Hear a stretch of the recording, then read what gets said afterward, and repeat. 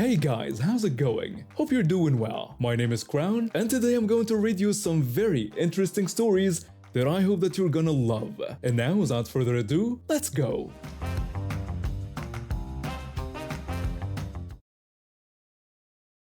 3 years ago, I founded a veterinary clinic in our small town. It started as a dream I'd had since childhood.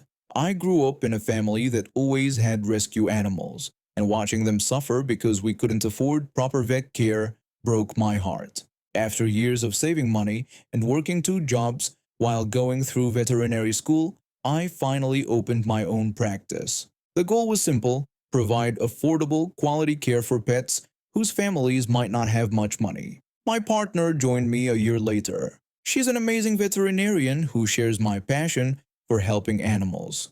We work well together, and the clinic has been growing steadily. We've built a good reputation in the community, though like any small business, we still struggle with some challenges. One of those challenges is people making assumptions about me. I'm not what most people expect when they think of a veterinarian and business owner.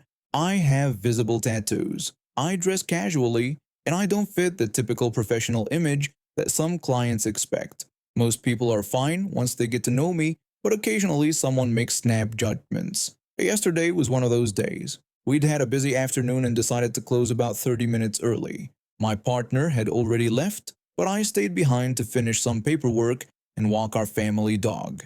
He's a pit bull mix we rescued 2 years ago. Sweetest dog you'll ever meet. But I know his breed makes some people nervous. When I was walking him around the clinic parking lot, I noticed a car still parked near the front entrance. The clinic has a gated parking area, and sometimes clients get locked in when we close early. I figured these people were probably wondering how to get out. I walked over with my dog, putting on my friendliest smile. An older couple was sitting in their car looking confused. I greeted them politely and asked if they were stuck and needed help getting out through the gate. The woman rolled down her window and looked at me suspiciously. Her husband leaned over to get a better look at me and my dog. She confirmed that they were trying to leave and that the gate seemed to be locked. I told them it was no problem at all and that I would get the gate open for them right away. I walked over to the gate and punched in the code to open it. The couple drove through without so much as a thank you, but I didn't think much of it. Some people are just not chatty, and that's fine. When I got home that evening, I mentioned it to my partner over dinner. I told her that I thought some of her clients had gotten stuck at the clinic after we closed early, and that I had let them out through the gate. I said they seemed nice enough. My partner nodded and thanked me for helping them out. We didn't think anything more of it. The next morning, I was in my office catching up on inventory when I heard raised voices in the lobby. My partner was talking to someone who sounded upset. I couldn't make out the words, but the tone was clearly agitated. About 10 minutes later, my partner knocked on my office door with the biggest grin on her face. She told me I wasn't going to believe what had just happened. I asked her what was up.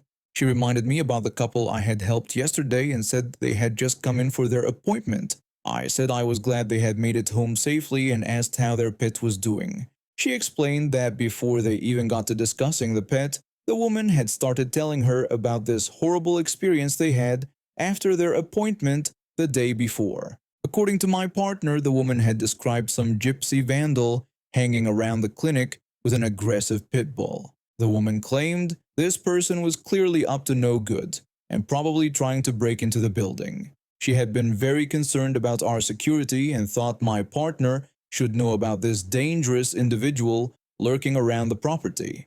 My mouth dropped open. That was me helping them get out. My partner said it got even better. She had told the woman that the gypsy vandal was actually her life partner and the founder of the clinic. I asked what their reaction had been to that news. She described how the woman's face went completely red. Her husband had started looking around like he wanted to disappear into the floor. They went from outraged and concerned citizens to absolutely mortified in about 2 seconds. I asked if they had apologized for their mistake. My partner said that was even better. The woman had started stammering and trying to backtrack. She had said something about how they just weren't sure, with everything that happens these days.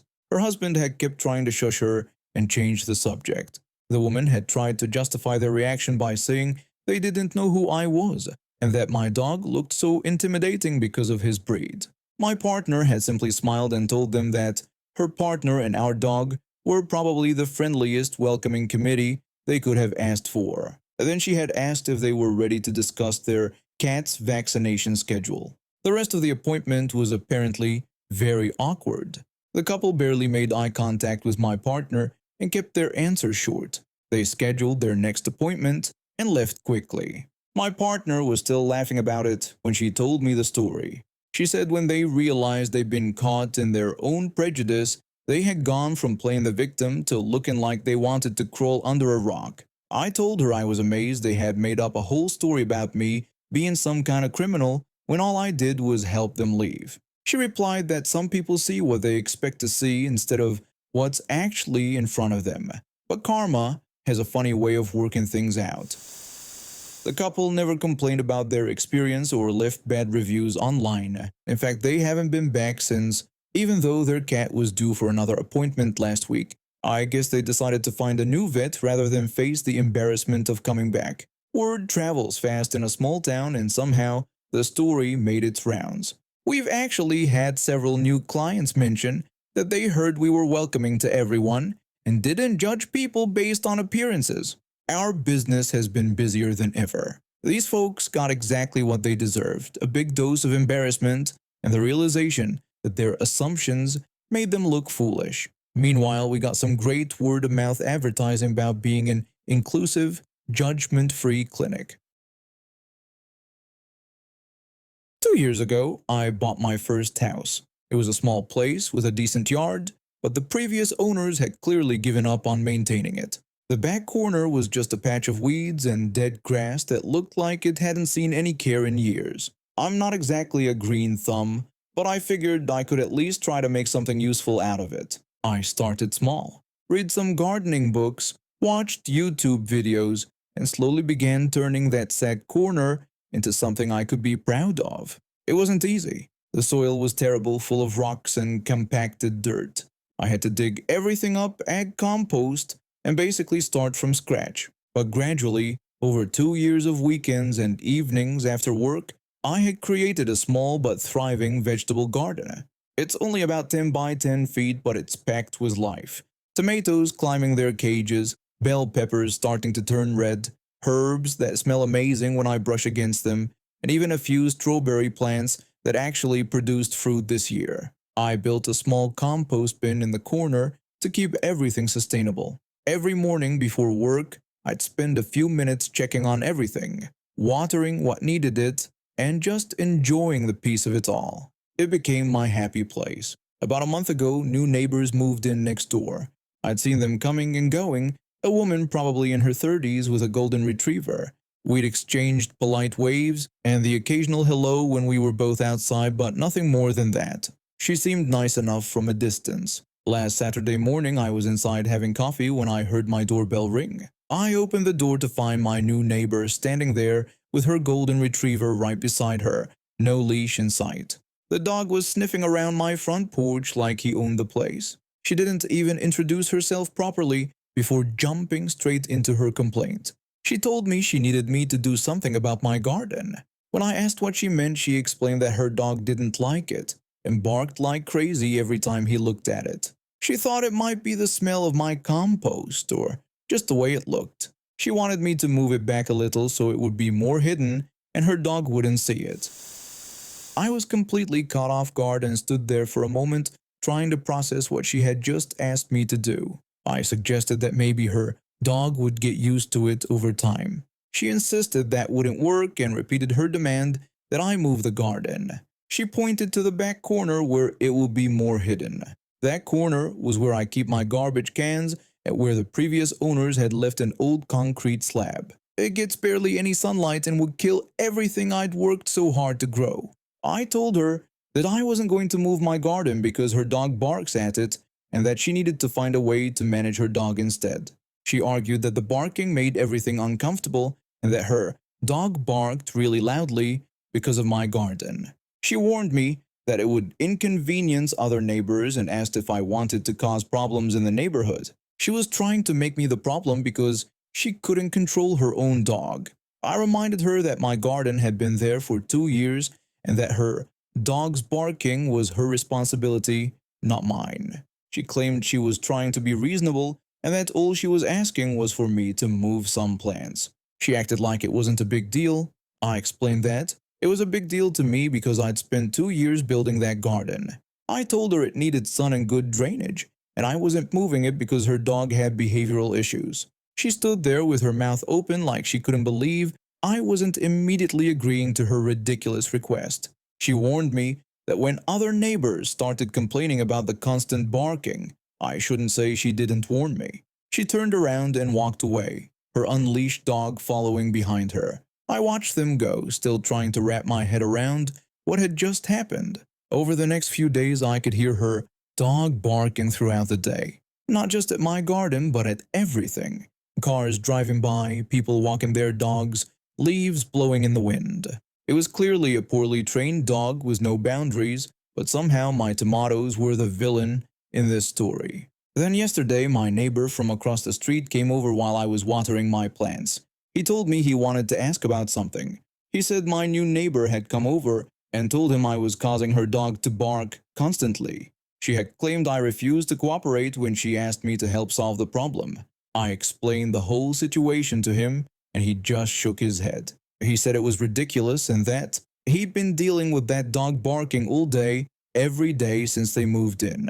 He confirmed it wasn't my garden causing it because the dog barked at everything. I asked if she had seriously gone around the neighborhood blaming me for her dog's behavior. He confirmed that she had told him and the other neighbors that I was being unreasonable and wouldn't work with her to solve the barking problem. I was furious. Not only had she demanded I destroy 2 years of work, but when I refused, she decided to make me the neighborhood villain.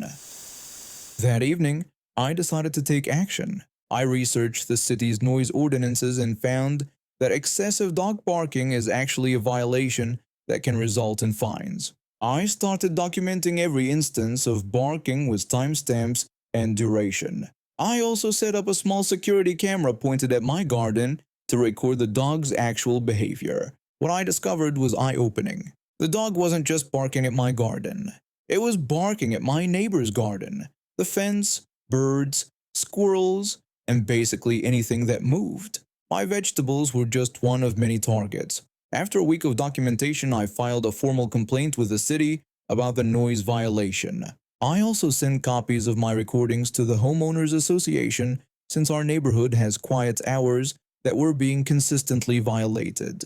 3 days later, Karen showed up at my door again, this time with an official-looking letter in her hand. She demanded to know if I had reported her dog to the city. I confirmed that I had reported the noise violation. She called it ridiculous and claimed all of this could have been avoided if I had just moved my stupid garden.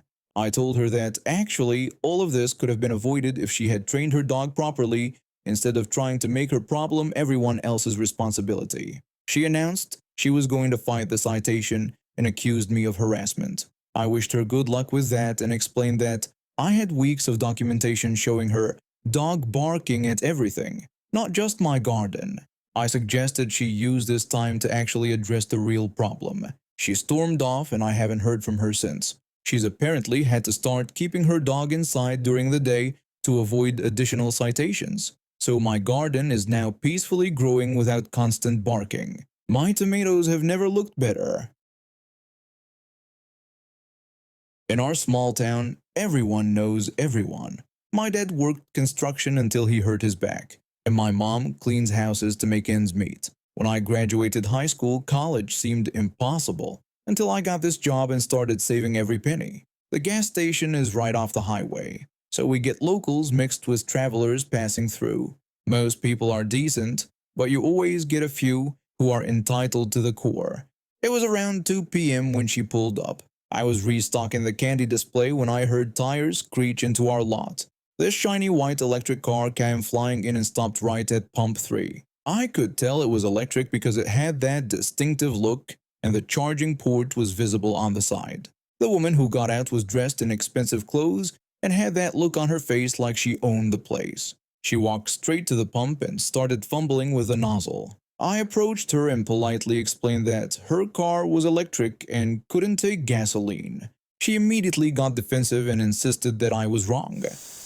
She claimed her car was a hybrid that could run on both gas and electricity, and she wasn't about to listen to some teenage gas station worker tell her otherwise. I tried to reason with her, explaining that the model she was driving was fully electric and that there was a charging station about 5 miles down the road if she needed to charge it. She got even more upset and accused me of calling her stupid. She said she was in a hurry and wasn't going to drive 5 miles to charge her car. She grabbed the gas nozzle and started looking for somewhere to put it. I stepped closer, genuinely worried she was going to damage her car or hurt herself. I warned her not to try putting gas in the car because it could seriously damage the vehicle since electric cars don't have gas tanks. She completely ignored my warnings and claimed that her husband had told her the car could take gas too. She said she wasn't waiting around for what she called our broken charging station. I tried to explain that we didn't even have a charging station at our location, just regular gas pumps. She paid no attention to me and found the charging port on the side of her car. Before I could stop her, she jammed the gas nozzle into it and squeezed the handle. Gas immediately started spraying everywhere. It poured out of the charging port, splashed onto the ground, and soaked the side of her pristine white car. The smell of gasoline filled the air. She started screaming at me, demanding to know what I had done to the pump. She insisted it was broken and blamed me for ruining her car. I told her she needed to step away from the vehicle and stop pumping immediately, but she kept squeezing the handle as if forcing more gas would somehow make it work. More fuel splashed onto the concrete and started pulling around her expensive shoes. She kept yelling that it was all my fault and that I had given her a broken pump. She said her car was ruined and it was because of my incompetence. I reached over to hit the emergency shut-off button for that pump. The gas stopped flowing, but the damage was done. Her car was drenched in gasoline and there was a puddle spreading across the pavement. I told her she needed to move away from the spill because it was dangerous. She got even more upset and said the only dangerous thing was my incompetence. She demanded to speak to my manager right away. My manager was at lunch, and I tried to explain that while also dealing with a gas spill. I grabbed some absorbent material from the storage room to start cleaning up the mess she'd created. When I walked away to get supplies, she shouted after me not to walk away from her. She said I was going to pay for the damage to her car. When I came back with the cleanup supplies, she was still standing there, now holding the gas nozzle like a weapon. Her face was turning red, and she was practically shaking. I asked her to put the nozzle down and step away from the spill area. She refused and said she wasn't going anywhere until someone fixed her car and paid for the damage she claimed I had caused. She raised the nozzle above her head. I thought she was just gesturing dramatically, but then she brought it down hard against my shoulder. The metal nozzle hit me with enough force to knock me sideways. I told her she couldn't hit me with that. She said that's what I got for ruining her car with broken equipment. The pain shot down my arm and I could already feel it starting to swell. Other customers had started to notice the commotion, and someone was taking pictures with their phone. One customer asked if they should call the police. I said yes and asked them to maybe call the fire department too because of the gas spill. Karen panicked and insisted that no one should call anyone because it was all just a misunderstanding. But it was too late. The customer was already on the phone with emergency services, explaining the situation. Karen seemed to realize she might be in trouble because she started trying to get back in her gas-soaked car. She announced she was leaving because the place was obviously run by incompetent people. I warned her that she couldn't drive the car because it was covered in gasoline and that would be extremely dangerous. She snapped back that I shouldn't tell her what she could and couldn't do. She tried to start the car but nothing happened. Whether it was because she damaged something with the gas or because the battery was dead, I don't know. She kept pressing the start button and getting more frustrated. The police arrived about 10 minutes later, followed by the fire department. The officers took statements from me, the customer who witnessed everything, and several other people who had seen parts of what happened. When they questioned Karen about assaulting me with a gas pump, she claimed that I had damaged her car with faulty equipment and that she was defending herself. The officer told her that wasn't what the witnesses were saying. He also explained that you can't put gasoline in an electric vehicle and that this was basic knowledge. The fire department had to bring special equipment to clean up the gas spill properly. They also had to make sure her car was safe before it could be moved. Turns out when you pour gasoline into an electric car's charging port, it can damage the electrical systems pretty badly. Karen kept protesting that the whole situation was ridiculous and that she knew her rights. The officer told her that she had the right to remain silent and that she was under arrest for assault and creating a public hazard.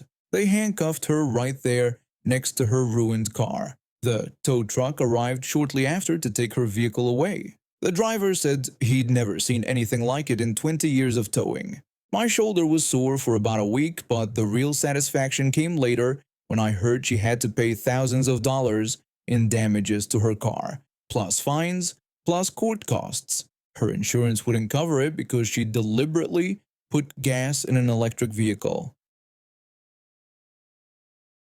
I've been working in construction for about 15 years now, but this story takes me back to when I was just starting out. Fresh out of trade school, I landed my first real job as a second-year apprentice with a construction company. I was eager to prove myself and learn everything I could from the experienced builders around me. The company assigned me to work with this seasoned builder who had been in the trade for over 20 years. He was the kind of guy who knew every trick in the book and wasn't afraid to share his knowledge. We got along great from day one and he took me under his wing like I was his own apprentice. Our boss gave us what seemed like a straightforward job at first, renovating the upper floor of a commercial building.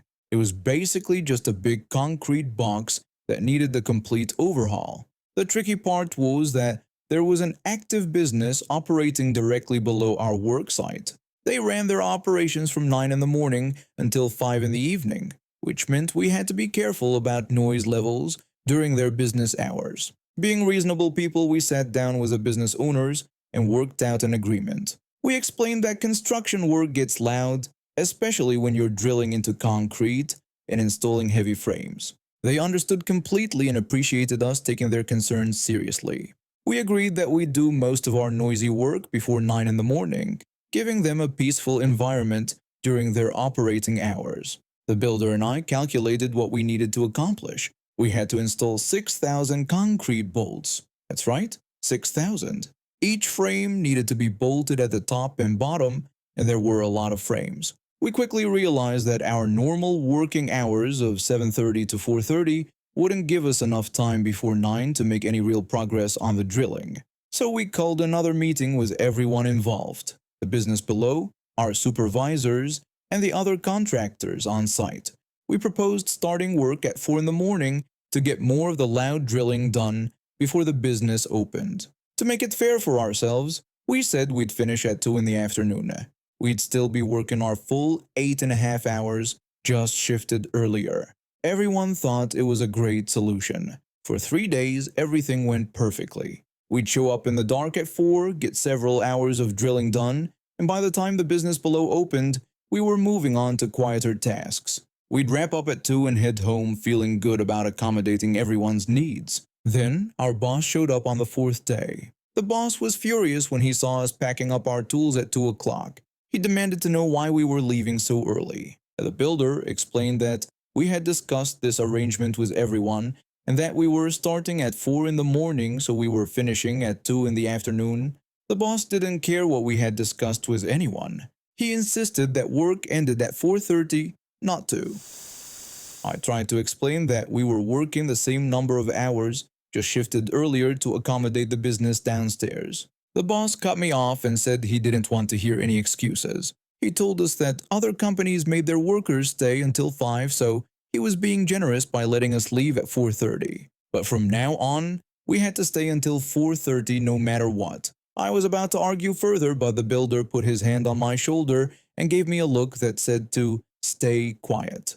The builder told the boss there would be no problem and that we'd stay until 4:30. When the boss left, I was confused and frustrated. I asked the builder why he had just given in like that when we had a clear agreement with everyone. The builder told me to go home that night and read my contract, especially the part about what hours I was supposed to work. That evening, I dug out my employment contract and read it thoroughly. My official hours were listed as 8 in the morning to 5 in the afternoon. I called the builder, and his contract said the same thing.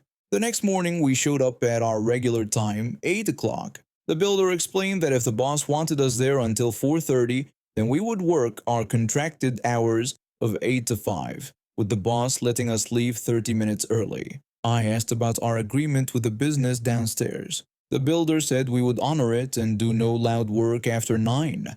Our progress slowed to a crawl. We could only drill for 1 hour each morning before the business opened, then we had to switch to quieter tasks. The job that should have taken a week and a half started stretching much longer.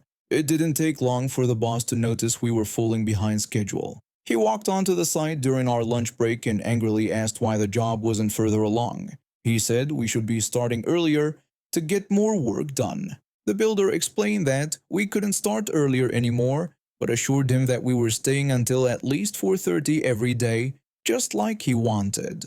The boss said that wasn't good enough and that the job should be done by now. I pointed out that we were working our full contracted hours and honoring our noise agreement with the business below. The boss started turning red, then purple. I'd never seen someone get so angry they actually changed color. He demanded that we figure out how to get the job done faster. The builder said we'd be happy to start early again, but reminded the boss that he had made it clear we needed to stay until 4:30 regardless of when we started. The builder then pulled out his contract and showed the boss the clearly printed hours of 8 to 5. He mentioned that, according to the contract, we should actually be there until 5 every day, making the boss quite generous for letting us leave at 4:30. The boss stared at the contract, his face still purple with rage. He looked like he wanted to explode, but he realized he'd been caught in his own trap. He couldn't demand we work past our contracted hours, and he couldn't complain about us following the exact schedule he'd insisted on. Without saying another word, he turned and walked off the site. The job that should have taken 2 weeks maximum ended up taking over a month. Every single day we arrived at 8, did 1 hour of drilling, then spent the rest of the day on quieter tasks. We left precisely at 4:30, never a minute earlier. The boss would occasionally show up and look at us, but he never said another word about our schedule. Near the end of the project, both the builder and I could see the writing on the wall. We started quietly looking for new jobs because we knew we'd be let go when this project finished. Sure enough, the day after we completed the renovation, we were both called into the office and told we were being made redundant. We weren't surprised, we'd already lined up our next positions. But the real satisfaction came a few months later when we heard through the construction network that our old company was under investigation. Apparently, they'd been pulling the same contract games with everyone, subcontractors, suppliers, even their own employees. Workers weren't being paid their full wages, subcontractors were getting stiffed on invoices, and suppliers were threatening legal action. The investigation found massive payroll irregularities and contract violations. The company folded within 6 months, leaving the boss scrambling to find work himself. Meanwhile, both the builder and I had moved on to better companies that actually honored their agreements and treated their workers fairly. I'm 8 months pregnant, exhausted, and dealing with the most entitled person I've ever met, my boyfriend's sister. My boyfriend and I have been together for 3 years. We moved in together about a year ago into this nice 3-bedroom townhome.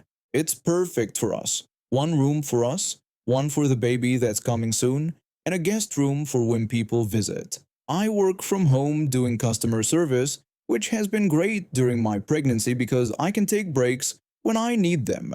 His mom has some health issues that have gotten worse over the past year. She's been staying with his uncle and aunt, but they recently told us they can't handle it anymore. She needs help with basic things like getting dressed, making meals, and getting to doctor appointments. She's apparently been really difficult to deal with, complaining about everything, being demanding, and making their lives miserable. That's when his sister started calling.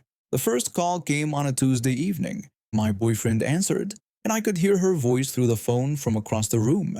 She demanded that we take their mom in because she had nowhere else to go. My boyfriend tried to explain that we couldn't do that right now with a baby coming in a month, and that we weren't equipped to take care of someone who needed that level of care. She immediately shot back that we had 3 bedrooms and plenty of space. He told her that having space didn't mean we could provide the care she needed, especially with a newborn on the way. She then complained about how she lived in another state and worked full-time like that was supposed to be our problem. My boyfriend said we'd figure something out, but moving in with us wasn't the answer. She hung up on him. She called back the next day and the day after that. Each time she got more demanding and nastier. She accused us of being selfish and told my boyfriend that his mom was his responsibility too. He reminded her that his mom wasn't my mother and that I was about to give birth, so this wasn't fair to ask of us. Then she said something that made my blood boil. She claimed that since I work from home, I'm just sitting around all day anyway. That comment made me furious. Just because I work from home doesn't mean I'm available to be a full-time caregiver. I'm literally growing a human being and trying to manage a demanding job. The calls kept coming every single day, sometimes twice a day. She started getting more creative with her guilt trips. She told us that their mom cried all night because she thought we didn't want her. She claimed the family was talking about how heartless we were being. She said she couldn't believe we would abandon family like this. My boyfriend kept standing up for me, which I appreciated, but the constant pressure was wearing on both of us. Then last weekend, she decided to bring their mom for a visit without really asking first. She called to tell us that their mom was coming to stay for the weekend so we could see how easy it would be. My boyfriend said we didn't agree to that, but she told him it was too late because they were already on the way. Those 2 days were absolute hell. His mom couldn't walk up the stairs to use the bathroom, so we had to help her every single time. She has dietary restrictions that meant I had to cook special meals while dealing with pregnancy nausea. She complained about everything: the temperature, the noise, the food, the bed in the guest room. She expected us to entertain her constantly and got upset when we couldn't drop everything to cater to her. On top of that, she lives an hour and a half away from us, but she expected us to drive her to all her appointments. When I mentioned that would be difficult with a newborn, she acted like I was being unreasonable. She told me that I didn't have anything else to do during the day. I tried to explain that I work full-time and I'm about to have a baby, but she dismissed my concerns by saying that working from home isn't real work. I was so frustrated I had to leave the room. When they left on Sunday, his sister called again. She acted like the weekend went perfectly and said their mom loved being there. My boyfriend asked if she was kidding, pointing out that their mom couldn't even get upstairs, and that our place wasn't set up for someone who needed that level of care. She actually suggested that we could move our bedroom downstairs. He told her we weren't rearranging our entire life, especially with a baby coming in a few weeks. She said we were being dramatic, and that lots of people have babies and take care of family members at the same time. My boyfriend told her that we weren't going to be one of those people. She got nasty again and said that when their mom ended up in some terrible facility, it would be on us. She hung up again, but this time she didn't call back the next day. Instead, she started calling other family members to complain about us. My boyfriend's cousin called to tell us that she was going around saying we were heartless and selfish for abandoning their mom. The breaking point came when she called my work phone. I don't know how she got the number, but I was in the middle of helping a customer when my phone rang. She told me that since I wouldn't answer my personal phone, she figured she'd try my work number. I explained that I was at work and couldn't talk right now, but she said this was more important than my little job. She demanded that their mom needed to move in with us by next week. I told her that wasn't happening and that she needed to stop calling me at work. She called me a selfish brat and said I had no idea what it was like to worry about family. I told her I was worried about my family too, my baby and my boyfriend, and that right now she was harassing me at my job. She ordered me not to hang up on her, but I did. I hung up and immediately blocked her number. That evening, my boyfriend came home to find me crying. The stress was affecting my pregnancy, and I was having contractions. We ended up going to the hospital just to make sure everything was okay with the baby. My boyfriend said this had to stop because she was putting me and the baby at risk. I told him I couldn't take much more of this, and he promised me that I wouldn't have to because he was going to handle it. He called his sister that night and told her in no uncertain terms that if she contacted either of us again about moving their mom in, he would cut contact completely. He also told her that we were looking into home care services and assisted living facilities, but that we would not be providing care ourselves. She told him he would regret this when their mom was gone, but he said what he'd regret was letting her stress out his pregnant girlfriend and put his baby at risk. She accused me of turning him against his own family, but he told her that she had done that all by herself. He hung up and blocked her number too. 2 days later, we got a call from their mom's doctor. My boyfriend had reached out weeks ago to discuss care options, and they had found a really good assisted living facility nearby that specializes in her type of health issues. The doctor said it would actually be much better for her than living with family members who aren't trained in medical care. We helped arrange the move, and she's actually doing much better there. She has trained staff to help her, activities to keep her busy, and she's made friends with other residents. His sister, she hasn't spoken to us since. She's been telling everyone that we dumped their mom in a facility, but the rest of the family can see how much better she's doing. I had my baby 3 weeks later, and I can't imagine trying to recover from childbirth while also taking care of a sick adult who needed constant help. My boyfriend and I are exhausted just from the baby, and we're both healthy adults who chose to have this responsibility. The entitled sister-in-law learned the hard way that you can't just demand that other people sacrifice their lives for your convenience. She wanted to feel good about helping family without actually doing any of the work herself. Now she gets to live with the fact that she almost caused serious problems for a pregnant woman and her unborn child because she couldn't be bothered to research actual solutions. And now we have reached the end of today's stories. Thank you for watching, and see you next time.